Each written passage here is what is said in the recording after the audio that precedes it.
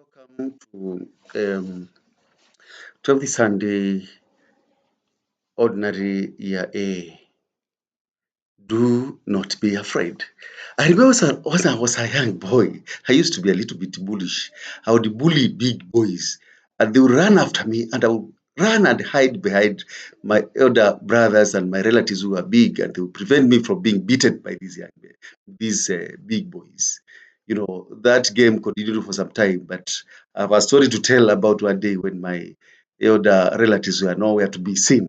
Anyway, many people nowadays think so much and kill themselves thinking about other people or people who are against them, or maybe a situation that they cannot handle. We always think about our abilities to do things, but there's one thing today we are being told: we should not rely on our own abilities, but on our ability of the one who created us, and that is God. There's a German theologian, Bultmann. He wrote and said, "Silence in the face of evil is evil itself." So, Christian discipleship calls for moral courage. The realities of life and of existence. Fear has accompanied humanity for many years, and we fear rejection, we fear loneliness, we fear sickness, we fear failure, we fear persecution, and sometimes we fear also death. Modern technology has connected the world, but has not removed fear from people. This is one emotion that the modern society, the modern technology has not been able to handle. In many ways, fear has become so more sophisticated that people are losing, fearing losing reputation, career, and social standing. So the readings today is they're assuring that of a God who does not reject challenges, but tells us that we should not be afraid of the challenges. Jesus today is encouraging his disciples. Jeremiah stands in face of persecution, and he says he has confidence in God. My dear friends, today the second reading, sin came through Adam, but also came through Jesus Christ. So fear entered the world through sin, but uh, courage entered the world through Jesus Christ. Oh no, I was reading a book some few weeks ago about a shipwreck that happened somewhere in the ocean, Indian Ocean. And there was this when there was the storm came and the ship was almost being carried away by the storms, and people were running around wailing, mourning, others, crying and all that. And this man who took his violin and started playing music, he was a violinist. You know, Somebody ran to him and said, "How can you play music when we are about to drown in water?" The man said, "I cannot control the storm, but I can choose whom to trust in the storm." The storm, of course, eventually passed, and years later, people remembered the violinist. Actually, they could not even remember about the storm, but about this funny man who was playing music when they were about to drown. My dear friends, faith does not remove challenges, but tells us whom to trust. In the gospel today, Jesus says, "Do not be afraid." Fear is the most repeated human emotion in the Bible.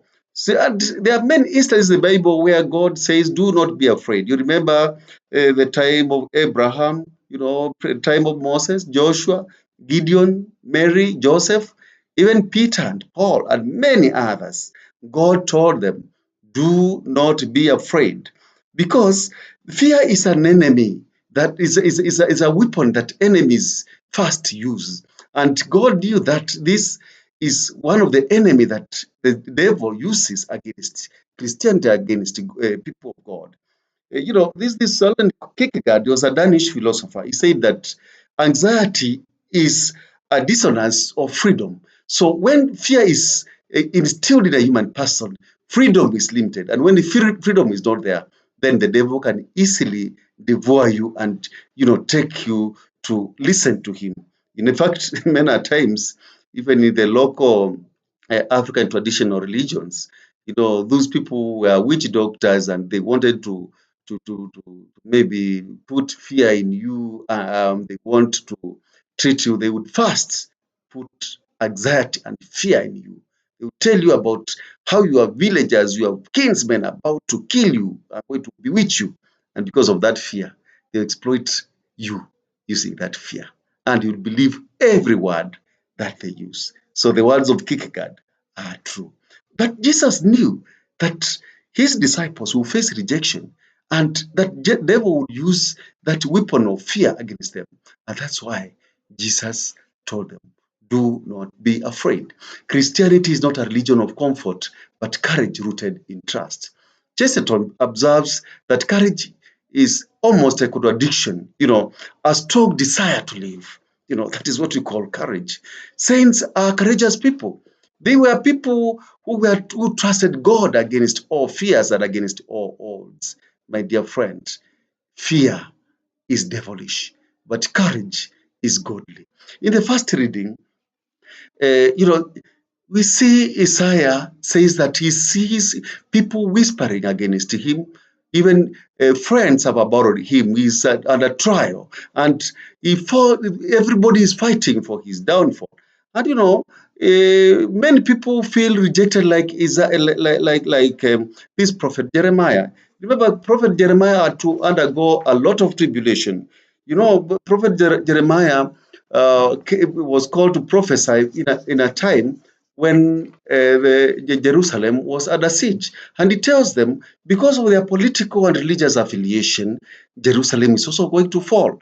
And he tells them that Jerusalem is going to fall just as Shiloh also fell. You remember, Shiloh is a place where the tabernacle was kept before the people of Israel entered Canaan, and it was brought from Shiloh to Jerusalem later.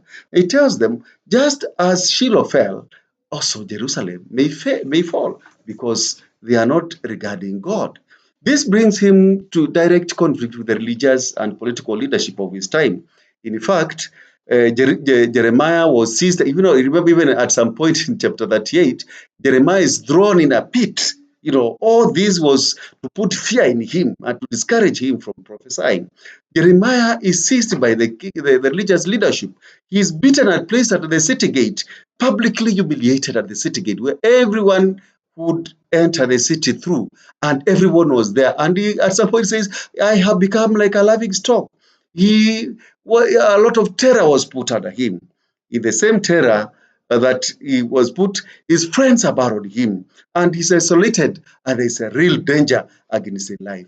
In the midst of all that, Jeremiah says, the Lord is with me as a mighty savior. He does not fear because the Lord is there with him. He entrusts himself to the Lord, who will sincerely vindicate. And this is a very strong word that Jeremiah uses, that he knows that God will vindicate for him.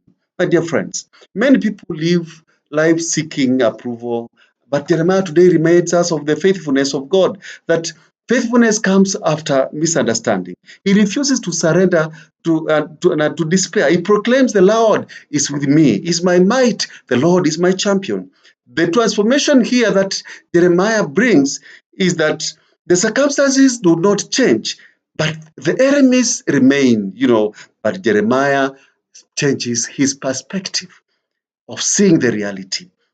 The challenge remains, the enemy remains, the situation remains, but his perspective changes. He says, I am not relying on my strength, I'm relying on the strength of God.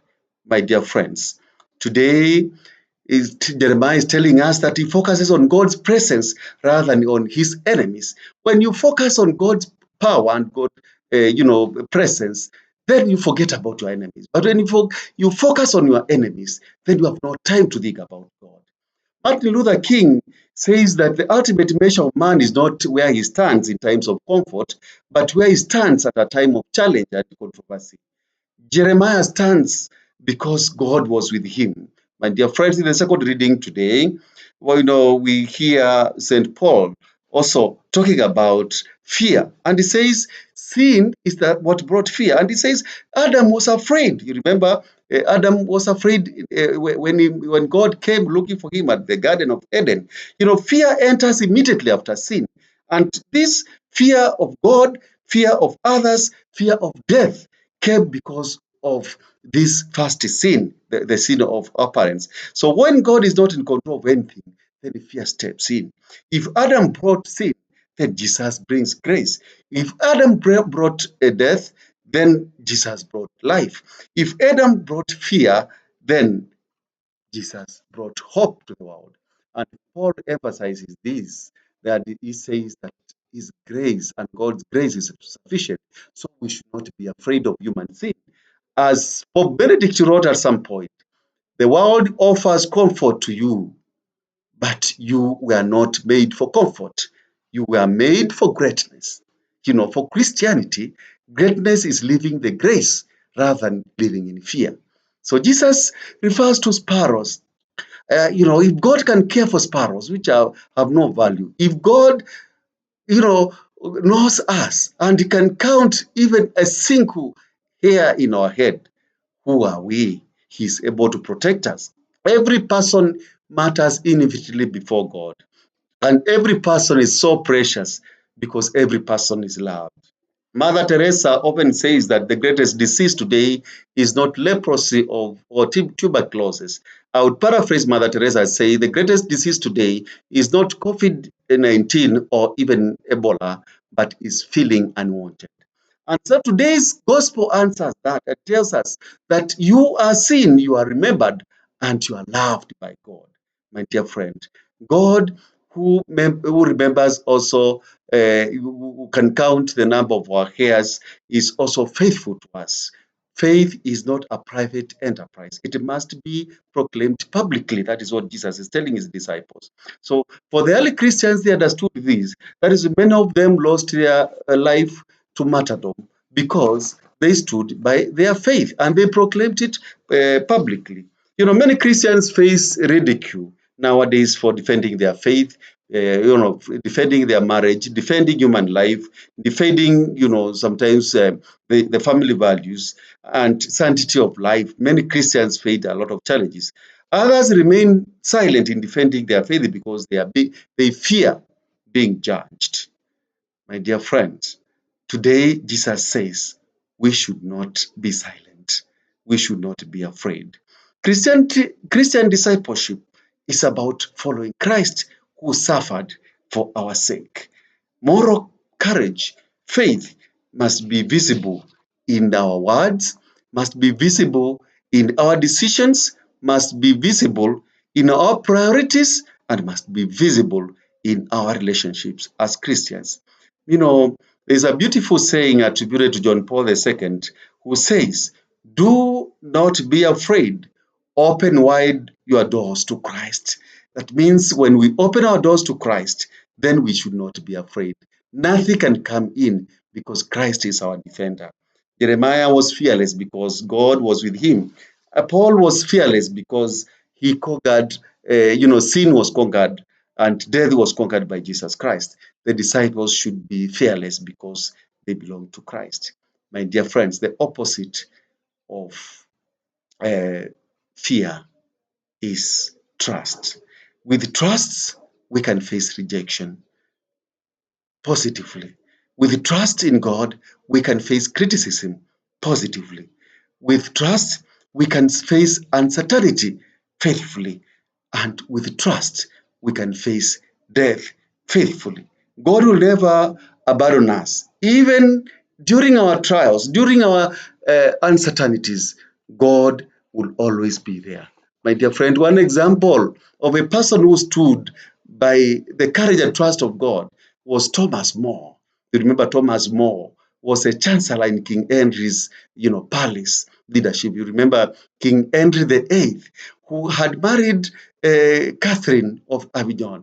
You remember what happened? He wanted to divorce Catherine so that he can marry Anne Boleyn. But what happened? He petitioned through the Cardinal of England and he petitioned Rome, but Pope refused to grant annulment. And what happened? You know, King Henry came to his chancellor, who was More, and told him, More, now, you have to sign that we have broken ranks with, with Rome and that I will be the leader of the Church of England. Thomas More refused to sign that. And he said, there's no way we can substitute spiritual leadership with temporal, as a temporal leader. Because of that, More was accused of treason. He was taken to prison and he was, judged and convicted to being hanged. More never relented his stand. He never regretted his stand. And More could have remained silent and saved himself, but he understood that at that moment, silent could not have been neutral. Then at times we go to those kinds of instances when we are faced by two things. When silence in some situation may not be neutral. So More resigned as a chancellor and, as I told you, was executed.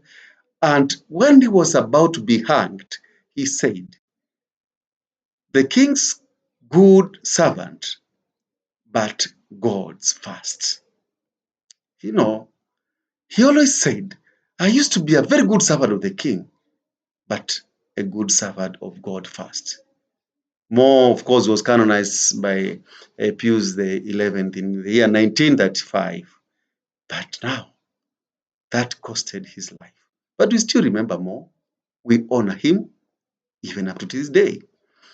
Um, there's this man called who wrote the book on the cost of discipleship. He wrote this book and it brings about two kinds of graces. There's the cheap grace and there's a costly grace. And he admonishes Christians to choose. If you choose cheap grace, you cannot make a Christian. But he says for good Christians, we have to choose costly grace. And this is the kind of grace that was chosen by Zoli. Zoli was a chief rabbi who was received in the Catholic Church together with his wife. When he planned to convert, being a rabbi in Rome and being a Jew, it was a real disgrace to his faith and the people whom he led. But when he converted, he said that he discovered that believing in Jesus Christ as the Messiah was just a fulfillment of Jewish culture and belief.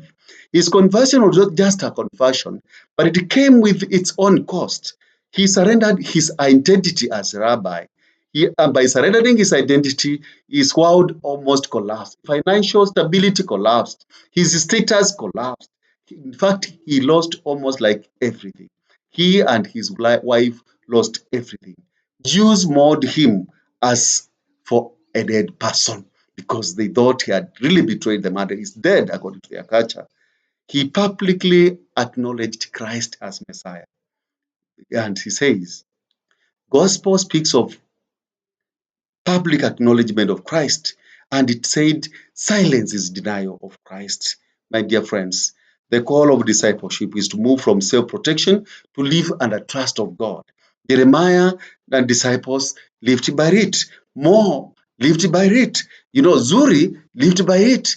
My dear friends, how many times are we confronted by this kind of situation in our own moral lives, in our own practice? How many times are we called to choose between following Christ and following the dictates of some leadership, which may not be the right one? How many times has church been confronted with a situation to be relevant to the world or to say the truth?